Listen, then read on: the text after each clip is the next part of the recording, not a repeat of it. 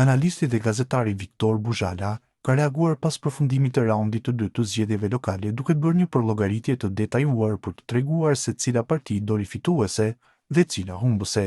Sipas tij, krahasimi duhet bërë me zgjedhjet e vitit 2021, duke marrë parasysh numrin e komunave që secila parti kishte në menaxhim dhe ndryshimet që kanë ndodhur këtë herë.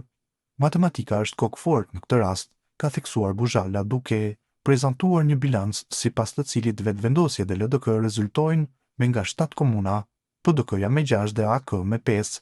Ai ka shtuar se për të shpallur fituesin e vërtet, duhet parë edhe gara kokë më kokë midis partive në raundet e ndryshme zgjedhore për cilë bota sot.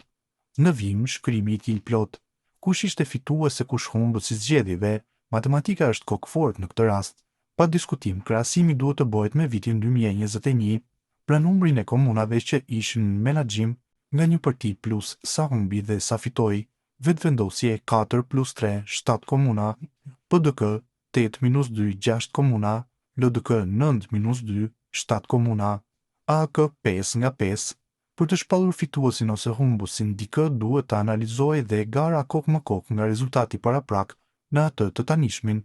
Aty rezultati është vetëvendosje LDK 2-0, vetëvendosje PDK 1-0 dhe PDK LDK 0-0, ka shkruar ai ndër të tjera.